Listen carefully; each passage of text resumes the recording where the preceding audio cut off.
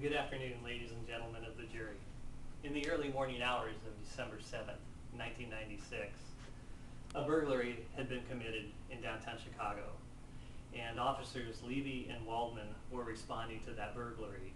When they got there, the uniformed officers were on scene, and so officers Levy and Waldman left the scene in their vehicle to pursue the suspect who had fled, leaving the details of the crime scene to the uniformed officers.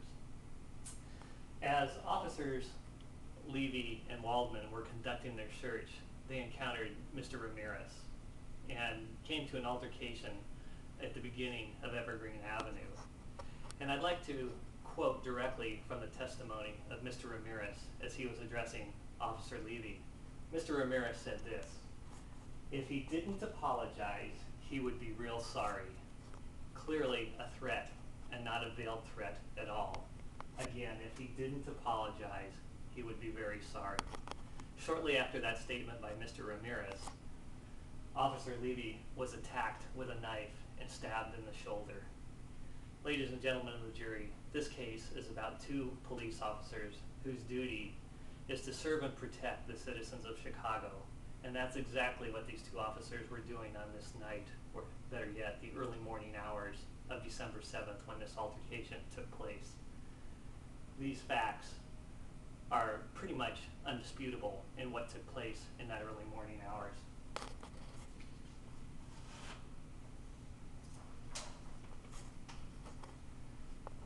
The issue that you as a jury need to decide, number one, is did Officer Waldman act reasonably under the circumstances? Now, as you consider that, I'd like to point out, and the judge will also in his jury instructions, that the burden of proof on this issue is on Mr. Ramirez. And the evidence, if you weigh the evidence, you'll be using the standard of preponderance of the evidence. It is not beyond a reasonable doubt, which is the standard that you would be using if this were a criminal case. So when you consider preponderance of the evidence, as was stated earlier, what that means is it 51% or more likely that Mr. Ramirez is telling the truth, or is it 51% or more likely that the two police officers are telling the truth?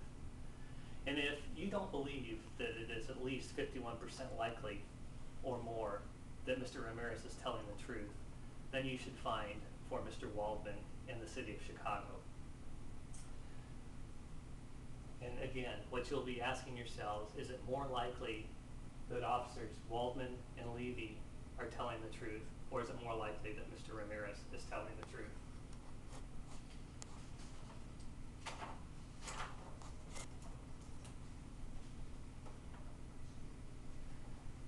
Officer Waldman has served for many years on both the Flint, Michigan Police Department and the City of Chicago Police Department without any incidents or reports of the use of excessive force. Officer Waldman has been trained in the use of deadly force, beginning at the academy shortly after receiving his badge. He received training, and then again with the City of Chicago Police Department, he received additional training specific to the City of Chicago and their use of deadly force, when and when not to use that force.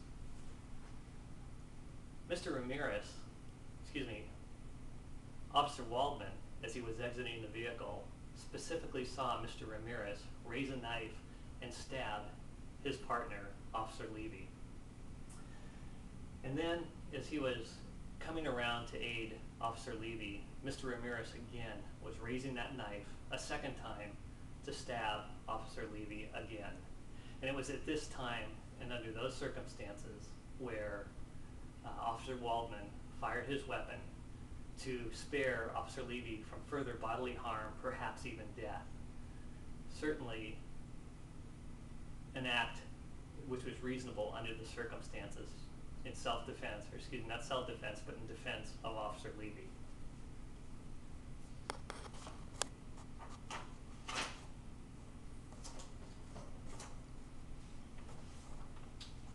There are some questions I'd like to address.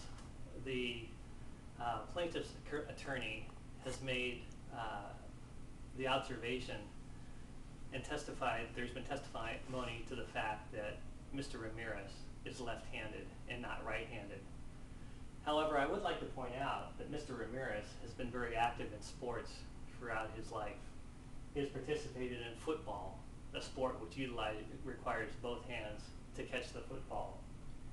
He has played softball for the last 3 years. One hand in softball is for throwing, the other hand a glove for catching.